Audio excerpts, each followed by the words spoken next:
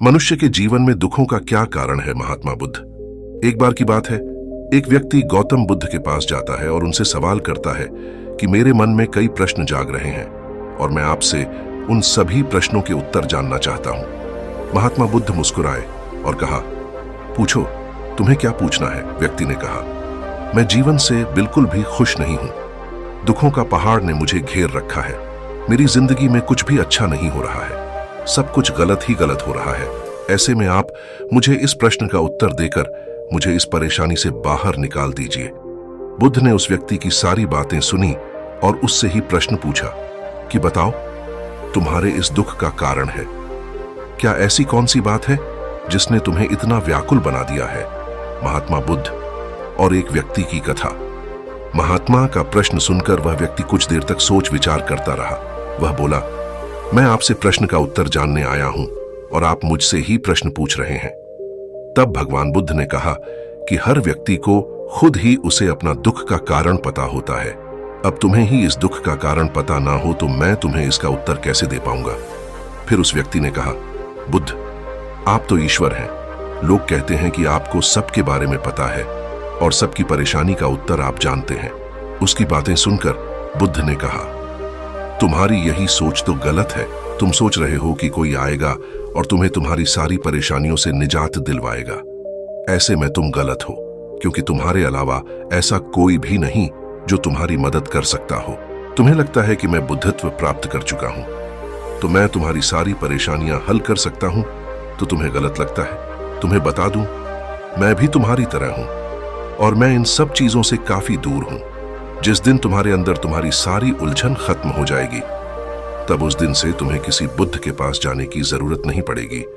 फिर बुद्ध ने उस व्यक्ति से एक और प्रश्न किया, क्या तुमने कोई फूल देखा है? जिस पर उस व्यक्ति ने कहा, यह कैसा प्रश्न है? फूल तो हर व्यक्ति ने देखा होता है। इस पर महात्मा ने कहा, अब फूल सवेरे एक कली होता है, दिन में खिलकर फूल बनता है और फिर रात में मुरझा जाता है। इसीलिए अगर पुष्प भी यही सोचे कि वह शाम को मुरझा जाएगा तो फिर वह खिले ही क्यों? ऐसे में अगर तुम भी हमेशा दुखों के बारे में सोचते रहोगे, बस तुम भी खुश नहीं रह पाओगे। इसीलिए अच्छा रहेगा कि तुम अपने जीवन पर सकारात्मक चीजों पर ध्यान दो जो तुम्हें खुश रखे। उन छोटी छोटी बातों को याद करो। यदि तुम खुश रहना चाहते हो तो तुम नकारात्मक चीजों को छोड़कर सकारात्मक पर ध्यान दो। गौतम बुद्ध की बातें सुनकर वह व्यक्ति कुछ देर तक सोचता रहा और फिर कहने लगा कि बुद्ध, क्या ऐसा हो सकता है कि मेरे जीवन का सभी दुख एक साथ खत्म हो जाए, मेरी सभी परेशानियां समाप्त? तब बुद्ध ने कहा, यदि कोई तुमसे कहता है कि तुम शाम तक मरने वाले हो तो फिर तुम क्या करोगे? क्या तुम अपने दुखों के बारे में सोचोगे? तुम्हें ऐसी कोई भी समस्या याद नहीं आएगी जिसके लिए तुम अब भी परेशान हो, क्योंकि तुम जीवन के अपने अंतिम पलों के बारे में ही सोच रहे होगे। मनुष्य अपने जीवन में दुखी क्यों रहता है? अचानक तुम्हें यह लगेगा कि मृत्यु के आगे तो सब व्यर्थ है, क्योंकि जीवन में इससे बड़ा कोई सत्य है ही नहीं। उस आदमी ने महात्मा को बीच में ही टोकते हुए कहा, तो आप क्या चाहते हैं? मैं दिन भर यही सोचता रहूं कि मैं मरने वाला हूं और ऐसा करने से क्या मेरी समस्याओं का अंत हो जाएगा? तब बुद्ध ने कहा, नहीं, तुम ऐसा बिल्कुल नहीं सोचो। तुम्हें सिर्फ यह सोचना है कि तुम जब तक इस दुनिया में रहोगे तब तक खुश होकर रहोगे, क्योंकि अगर तुम्हारा मन नियंत्रित नहीं होगा तो तुम्हारी इच्छाएं बढ़ेगी। बस इस इच्छाओं पर काबू पालो, तुम सफल जरूर होगे। महात्मा की यह बात सुनकर व्यक्ति फिर बोला कि मुझे यह बताइए कि मन तो चंचल होता है, अतः इस पर कैसे काबू पाऊं? इस पर भगवान बुद्ध बोले, पहले तो तुम्हें खुशी और दुखी का अंदर जानना होगा। खुशी के समय ज्यादा खुश ना हो और वही दुखी के समय ज्यादा दुख ना हो। अभ्यास के द्वारा अगर यह पता करने की कोशिश करोगे तो यही जानोगे कि तुम्हारी इच्छाएं ही वह होती हैं तो तुम्हारे दुखों का कारण बनती है। जीवन में जितनी इच्छा के पीछे भागोगे उतना ही दुख तुम्हें घेरेगा, क्योंकि जब मनुष्य की इच्छाएं पूरी नहीं होता तब वह दुखी होता है। इसलिए इन पर काबू पाना सीखो। यह सब कहने के बाद गौतम बुद्ध ने उस आदमी से एक बात और कही। उन्होंने कहा, चलो मैं तुम्हें एक ऐसी बात बताता हूं, इसे जानने के बाद तुम्हारी सभी दुखों खत्म हो जाएंगे।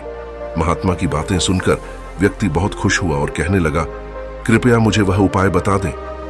तब गौतम बुद्ध ने कहा, तुम 2 पन्ने और एक कलम लेकर आश्रम के एक कोने में बैठ जाओ और किसी से बातें मत करना। एक पन्ने पर अपना सारा दुख और उसका कारण लिखना और एक पन्ने पर सारा सुख आराम से लिखना, क्योंकि तुम्हारे पास समय बहुत है। इसके बाद वह आदमी बुद्ध को प्रणाम करके वहां से चला गया। कुछ दिन बीते और वह व्यक्ति पुनः महात्मा बुद्ध के पास पहुंचा। उसके हाथों में बहुत सारे कागज थे। फिर उसने बुद्ध से कहा कि मैंने सब लिख लिया है। महात्मा बुद्ध उसकी बात सुनकर मुस्कुराए। फिर महात्मा ने उसे पहले दुख वाला कागज पढ़ने को कहा। वह कागज में पढ़ना शुरू किया। मेरे सारे भाई अमीर हैं और मैं गरीब हूं, क्योंकि मैं काम करने से डरता हूं, दिन भर आराम करता हूं और दूसरों से तुलना करता रहता हूं। दूसरा, मेरे पड़ोसियों ने बहुत सा धन बचत के तौर पर रखा है, लेकिन मेरे पास बचत के नाम पर कुछ भी नहीं। इसका कारण यह है कि मैं मेहनत कम करता हूं और इसीलिए थोड़ा कमाता हूं, लेकिन मेरे खर्चे ज्यादा है क्योंकि मेरे संगति गलत है। इंसान के जीवन में दुखी का कारण। महात्मा बुद्ध। तीसरा, मेरी स्त्री बीमार है। पैसे ना होने के कारण मैं उसे वेद के पास नहीं ले गया और यह भी सोचता रहा कि वह किसी दिन मर जाएगी तो मैं किसी दूसरी स्त्री से विवाह करूंगा।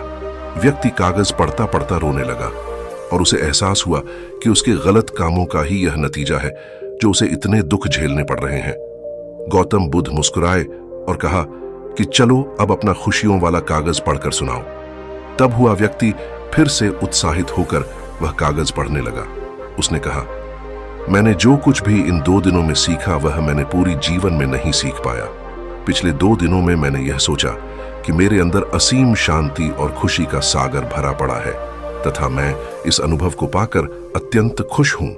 मेरी खुशी की सूची काफी लंबी है और मैं यह इतने लंबे आपको पढ़कर नहीं सुना सकता।